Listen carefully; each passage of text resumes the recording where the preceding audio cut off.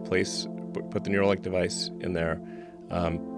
You'd put the electrode, you'd insert the electrode threads very carefully into the brain, and then you know, stitch it up, and you wouldn't even know that somebody has it. So then it can interface basically anywhere in your brain. So it could be something that helps cure, say, eyesight, like returns your eyesight, even if you've like lost your optic nerve type of thing. Really? Yeah, absolutely. Hearing, obviously. Pretty much anything that it could, in principle, fix almost anything that is wrong with the brain, and it could restore limb functionality. So if you've got interface into the motor cortex, and then an implant that's that's like a microcontroller in your muscle groups, you could then create a sort of a neural shunt that restores somebody who's a quadriplegic to full functionality, like they can walk around, be normal. Whoa. Yeah. So maybe slightly better. Slightly better? Over time, yes. You mean with future iterations? Yeah. Like the $6 million man. Although these days that doesn't seem like much. Yeah. Yeah. $6 billion man. Yeah. So the hole would be small. How big would the hole be that you have to drill and then replace with this piece? It's only one hole? Well, the device we're working on right now is about an inch in diameter.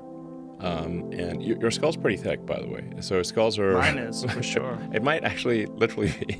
If you're a big guy, your skull is actually fairly thick. Skull's is 7 to 14 millimeters. So that's probably a couple of inches. A half inch, half inch thick skull-ish. So that's a fair bit of, we got quite a coconut going on there. It's not like some eggshell. Oh yeah, I believe you. You basically implant the device. And so it would be like a 1 inch square, or 1 inch in diameter. Yeah, so an inch circle, like a circular. Yeah, I think like a smartwatch or something like that, or. Okay. Yeah. Okay, so you take this 1 inch diameter, like ice fishing, right? You ever go ice fishing? No, but I'd like to. It's great. Yeah. It's really fun. Yeah. So you basically take an auger and you drill through the surface of the ice. Yeah. And you create a small hole, and you can dunk your line in there. So this is like that. You're ice fishing on the top of your skull, and then you cork it. Yeah, and you replace that, say 1 inch diameter piece of skull with this Neuralink device. And that has a battery and a Bluetooth and a inductive charger, and then you also got to insert the electrodes. So the electrodes are very carefully inserted with our robot that we developed. It's very carefully putting in the electrodes and avoiding any veins or arteries, so it doesn't create trauma. So through this 1 inch diameter device, electrodes be inserted, and they will find their way, like tiny wires, basically. Tiny wires, and they'll find their way to specific areas of the brain to stimulate. No, you literally put them where they're supposed to go. Oh, okay. Yeah, you should insert. How long will these wires be? They usually go in depending on where it is, 2 or 3 millimeters. So they just find the spots. Yeah. Wow. And then then you put the device in, and that gets that replaces the little piece of skull that was taken out, and then you stitch up the hole, and you just have a little scar, and that's it. Will this be replaceable or reversible? Yes. Like if someone can't take it anymore? Yeah, I'm too smart. I can't take it. Yeah, you can totally take it out.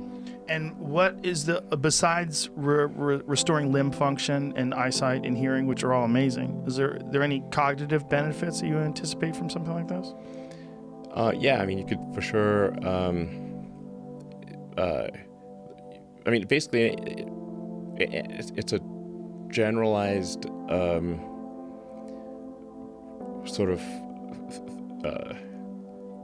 thing for fixing any kind of brain injury in principle, like if you've got like severe epilepsy or something like that, it could just sort of stop the epilepsy from occurring. Like it could detect it in real time and then fire a counter pulse and stop the epilepsy.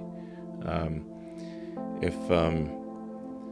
mean, there's a whole range of brain injuries. Like somebody gets a stroke, they could lose the ability to speak. That could also be fixed. So if you've got like stroke damage, or if you lose, say, muscle control over part of your face or something like that, I think. And then when you get old, you tend to, if you get like, Alzheimer's or something like that, then you lose memory, and this could help you with, restoring your memory, that kind of thing. Restoring memory. And what is happening that's allowing it to do that? Like the wires, these small wires, are stimulating these areas of the brain, and then is it that the areas of the brain are they're losing some sort of electrical force? Like what is happening? Yeah. Yeah. So it's like think of it as like a bunch of circuits, and there's some like circuits that are broken, and we can like fix those circuits, substitute for those circuits. And so a specific frequency will go through this? Yeah, just specific in that is the process figuring out how much or how little has to be, how much these areas of the brain have to be juiced up? Yeah, I mean, there's still a lot of work to do. So when I say, we've got a shot at probably putting it in a person in, within a year, I think that's exactly what I mean. I think we have a chance of putting it in someone and having them be healthy and restoring some functionality that they've lost. The fear is that eventually you're gonna have to cut the whole top of someone's head off and put a new top with a whole bunch of wires if you want to get, the real turbocharged version, the P100D of brain stimulation. I mean, ultimately, if you want to go with full AI symbiosis, you'll probably want to do something like that. Symbiosis is a scary word when it comes to AI. It's optional. I would hope so. Yeah. It's just, I mean, once you enjoy the Dr. Manhattan lifestyle, once you become a god, seems very, very unlikely you're going to want to go back to being stupid again. I mean, you literally could fundamentally change the way human beings interface with each other. Yes. Yes. You wouldn't need to talk. I'm so scared of that, but so excited about it at the same time. Is that weird? Yeah, I mean, I think this is one of the paths to, like think like what are like AI is getting better and better. So now let's assume it's sort of like a benign AI scenario. Even in a benign scenario, we're kind of left behind. We're not along for the ride. We're just too dumb. Right. So how do you go along for the ride? It's like if you can't beat them, join them. So, and we're already a cyborg to some degree, right? Because you've got your phone, you've got your laptop, glasses. You got your